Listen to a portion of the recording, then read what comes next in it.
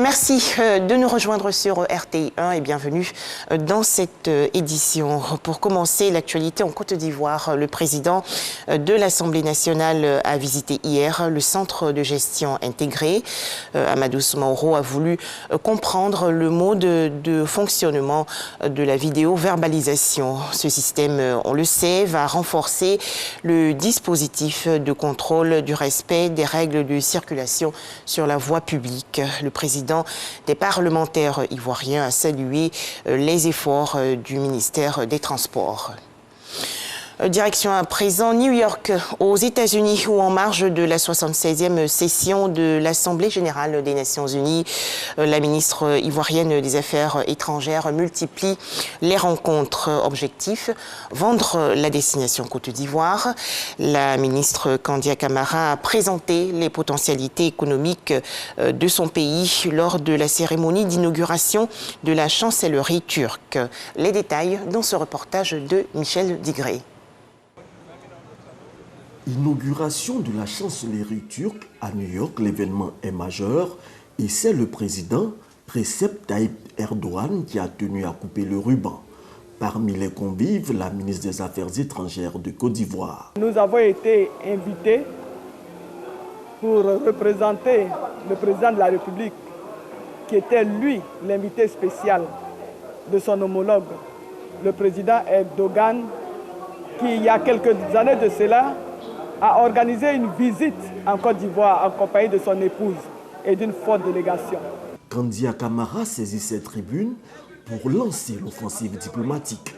À chaque interlocuteur, la ministre présente les atouts de la Côte d'Ivoire et les opportunités d'investissement. En attendant la déclaration qu'elle fera ce 27 septembre au perchoir de l'Assemblée générale de l'ONU. Nous aurons l'occasion d'intervenir à la tribune des Nations unies pour porter le message du chef de l'État, son Excellence Alassane Ouattara. Parler de la situation de la Côte d'Ivoire, des progrès réalisés dans différents domaines, mais surtout parler de l'avenir, donc annoncer les perspectives qui sont prometteuses, aussi bien pour la population que pour notre beau pays. En marge des travaux de cette 76e session, Kandia Camara multiplie les audiences. Nous avons eu l'honneur de recevoir le ministre des Affaires étrangères des Émirats arabes unis. Il a encore une fois réaffirmé la volonté de son pays d'accompagner la Côte d'Ivoire dans le progrès et le développement. Le ministre des Affaires étrangères des Émirats arabes unis était récemment en Côte d'Ivoire pour donner un coup d'accélérateur aux relations bilatérales entre les deux pays. En image, retour en Côte d'Ivoire avec ce drame à Nation. Un pont a cédé sous la pression des pluies diluviennes. Conséquence, la ville n'est plus accessible, plongeant ainsi les populations dans le désarroi. Elle sollicite aujourd'hui l'intervention des autorités afin que ce pont soit vite réhabilité. Nous allons revenir sur ce sujet dans l'édition de 13h.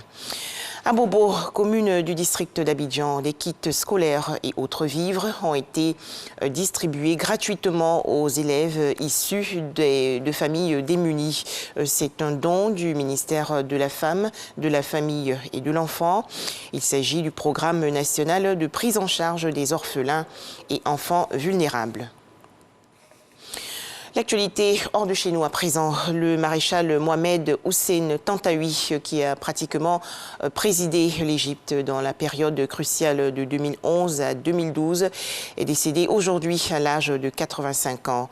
Le maréchal Tantawi était ministre de la Défense lors du soulèvement populaire du 25 janvier 2011 contre le président Hosni Moubarak.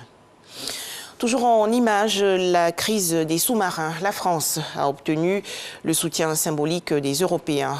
En marge de l'Assemblée générale des Nations unies à New York, aux États-Unis, hier, Josep Borrell, le haut représentant pour les relations extérieures de l'Union européenne, a exprimé la claire solidarité de l'Union européenne envers Paris.